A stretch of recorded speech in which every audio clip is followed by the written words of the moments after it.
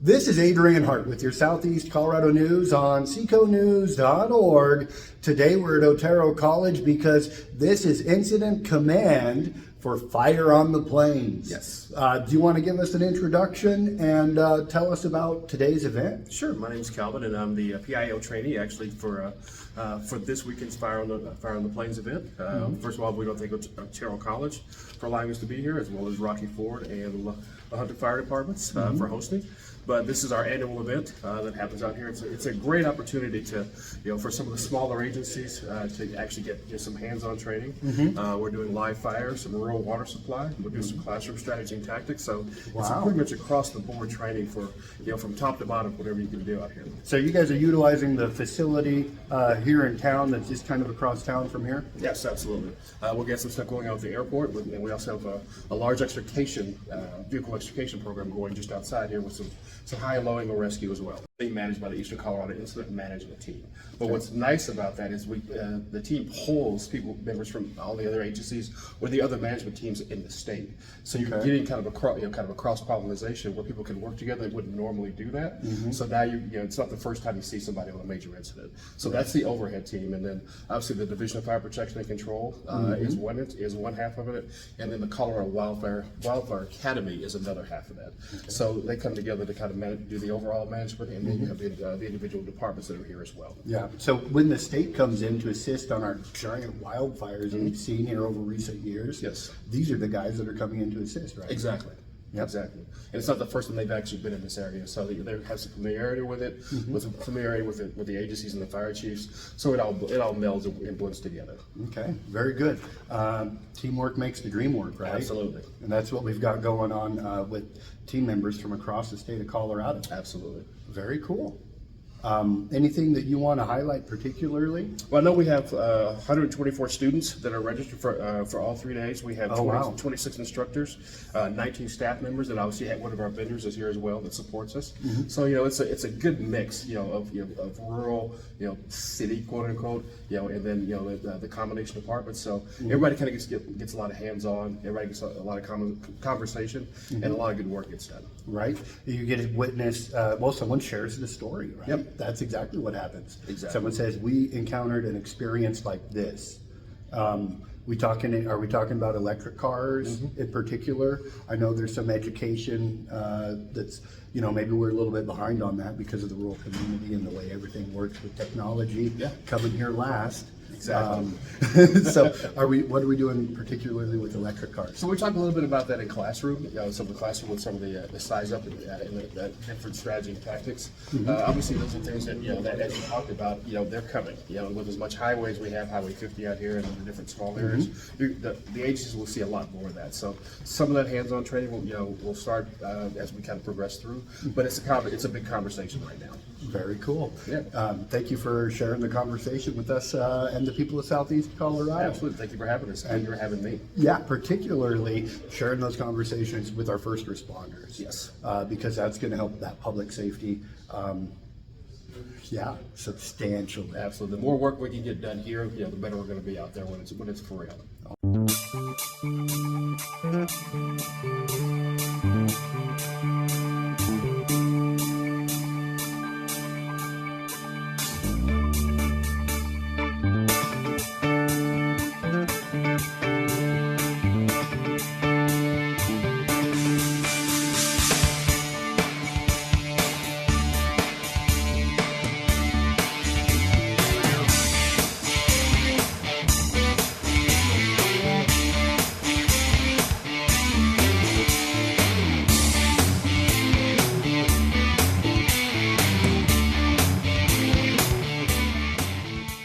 So we're taking a look at your vendor booth we've got here, ROI Fire and Ballistics Equipment Incorporated.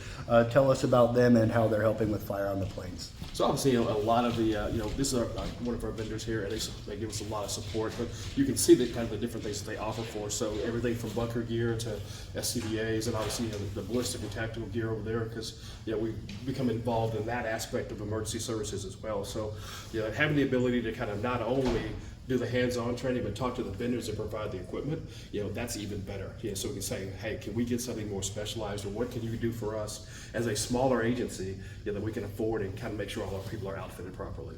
Wow, that's a big deal. Absolutely. I mean, this is equipment that's saving lives. It is. Double fold, if so.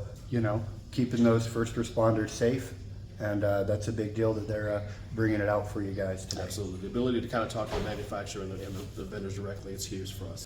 So a lot of my videos actually feature firefighters walking by in the background and doing their job on scene in the background. Here it's a good time because we've got the mix of the college kids and the location hosting incident command. Yeah. So I saw in there the other room, there is it's wall-to-wall tables with all that communications equipment. It is. So that's going to be kind of the incident command post for the entire event. So all of the different agencies within that. So logistics, fire, obviously information support, and then the incident commander is located in there. So we're all kind of co-located. We pass information back and forth, Cool. and make sure all the details are taken care of. As far as the program goes. Well, let's go check that out. Sure. Yeah, man. Checking out Incident Command. So this is the Jim Rizzuto Ballroom here at Otero College. We cover lots of events here. Okay. Everything from the Chamber of Commerce banquet to guest speakers like when the Smithsonian was in town. Oh, nice. So yeah, we've been in this room many a time. I've never seen it set up like this. Yeah. So tell us about what's going on. Well, again, we want to thank Otero College for providing this space for us. The ability to kind of get spread out and have all of the different sections of the incident command team together. It was pretty big for us. So obviously, our agency administrators over here. Finance is one section over here. Logistics is right in front of us. Logistics is managing all the details from setting up the individual training sites for like extrication and live fire, all the way down to how many bottles of Gatorade each person gets to give it that. That's probably a lot of Gatorade. You said 123 students? Yeah, it is a ton of Gatorade. So, they take care of that. Obviously, everything needs to be paid for. But what we're looking for, everybody kind of charts their time, all the instructor students. Right. And we're not, there's no charge for this, as far as, to the college or anything. But when you add everything up as far as instructor time, travel time, how much, what we're doing here together, the amount of money that these agencies are saving because they can come and get this kind of training is huge. So, when you have a smaller agency with a small budget, it's big for them. Yes, so exactly. they can afford to come and get this kind of training without having to spend a lot of money. Yeah. And obviously, right over here to the right, we have our liaison officer. He has the weather up there, so we're tracking the weather. Oh, nice! For You guys the are county. watching today's storm. Yeah, so we have a chance to kind of look at the weather, see make sure all of the sites are being safe. If we have any lightning strikes, we can manage that. But we're keeping a close eye on the weather to make sure that we're giving the best opportunity for the students and the staff as well. Yeah, and here I was thinking it's going to be a slow day because of the rain. Yes, exactly. That's not the case. We aren't farming today. No, And- we're still going. And as we know from our local coverage, we've seen a lot of weather conditions impacting our firefighters' ability to fight those structure fires. 100%. The fact that it's a little cooler, that's great for the people training, especially the live fire stuff. So you're not having to worry about dehydration, which goes back to the logistics stuff that we're getting to make sure everybody's there. So we want to make sure everybody gets a quality educational experience. We want to be safe as well. Very cool. Of course, keeping safety a priority. Absolutely. That's the name of the game, man. Number one priority. Yep. And boy, those guys, they sweat in that safety gear. It does. Layers and gas mask, they got the masks and the whole bit sometimes. And yeah, that produces a lot of heat. It does. Not to mention being right there with the fire. Absolutely. A lot of fatigue, but again, we want to make sure everybody's safe and get that quality experience. Cool. Well, thank you for the walk around of Incident Command today. Absolutely. Appreciate Very it. cool. All right, Calvin. lunch is rolling around and it's going to get pretty busy in here. It is, both with us and the students moving around. So You're going to be teaching 1 o'clock. Tell us about what you're teaching. correct. So I'm team teaching with the Chief Mike Scott. He's the assistant training and operations chief of the Grand Fire Protection District, and we're talking about scene size up in the first 5 minutes. So essentially, it's kind of a way to set up the operation in the first 5 minutes for the next half hour to an hour. Okay. Doing some size ups, some strategy and tactics, and basically kind of manage the resources coming in for smaller and larger agencies. This kind of makes things flow and run a little faster. Right. I know in some situations they got to, hope that fire hydrant works. Yes, exactly. And they got to assess if they're going to have that resource to tap into, or if they're going to be, setting up a temporary pool to draw from, right? Exactly. And there are going to be areas, depending on where you are. Obviously, in the metro area, you have hydrants every 150 to 200 feet. But in areas out here, you may not have a hydrant for miles. Yeah. So as you talked about, you have to set up a water shuttle.